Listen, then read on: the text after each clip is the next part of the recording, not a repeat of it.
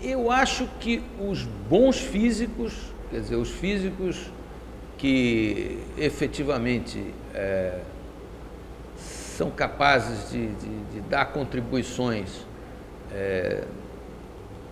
que avançam o conhecimento, tem sim um pouco de artista. Há uma certa criatividade que é necessária e uma ousadia, né? Criatividade e ousadia que são típicas dos artistas, né? E que os físicos precisam ter para que, digamos, ele dê aquele salto que ainda não foi dado, que ele veja alguma coisa de uma forma um pouco diferente, tá certo? Um físico teórico, o que ele faz é o seguinte: ele propõe modelos teóricos, né, para explicar fenômenos físicos, né, e até prever. Quer dizer, a grande glória de um físico teórico é a sua possibilidade de prever. Exemplo, Peter Higgs, entre outros, né?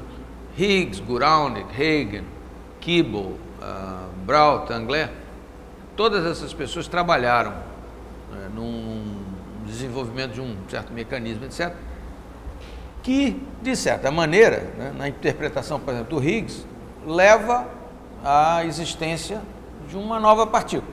Então, isso foi algo que surgiu de uma teoria. Essa teoria, quer dizer, como é que é o ciclo como é que essa coisa se processa, né? Quer dizer, é o velho método científico que a gente deve a Galileu, né? Galileu dizia que física é uma ciência experimental, e cuja linguagem é a matemática. Então está aí o segredo, quer dizer, você faz, digamos, normalmente o que você faz? Você procura estudar um fenômeno, então você faz aquilo que a gente chama fenomenologia, é entender quais são os parâmetros relevantes, o que tem um papel, né, na evolução dinâmica daquele sistema e tal. Uma vez que você faz essa fenomenologia, você começa a propor alguns modelos matemáticos para tentar explicar esse ou aquele experimento e tal. E a partir do momento em que você começa a ter, né, esses modelos, de uma certa forma, vão começando a se encaixar, né, e podem se transformar numa teoria, né?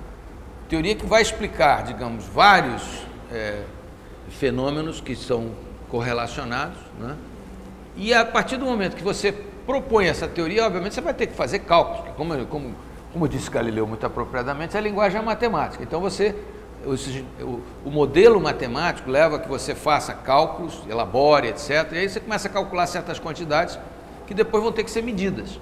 E você faz o confronto entre aquilo que você calcula com aquilo que você vai verificar no experimento. Exemplo de uma teoria, teoria da gravitação universal de Newton, né? Newton propôs umas quantas leis, tá certo? E a partir daí ele conseguiu explicar o movimento planetário.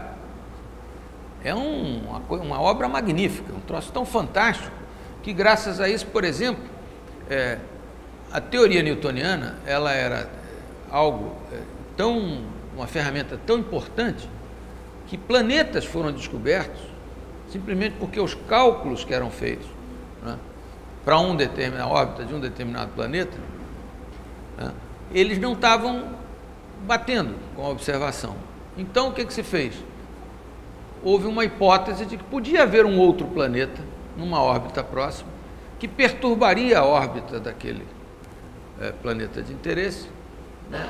E com essa correção, né, supondo a presença de um outro planeta, efetivamente a teoria newtoniana fechava, o resultado fechava a órbita do planeta, né? E foi assim que se descobriu Urano, a partir da órbita da perturbação. Impôs-se uma perturbação na órbita de Netuno, né? Eu posso estar errado no nome dos planetas, mas, em suma, a evidência histórica está lá. Quem quiser os nomes certinho que vai consultar, mas o fato importante é que você vê, isso já era uma teoria, entende?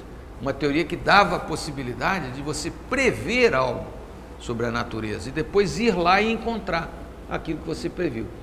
Esse, a meu ver, é o fascínio, né, da ciência. Não só essa capacidade de você explicar a natureza, os fenômenos, etc., como, de certa forma, se antecipar, né?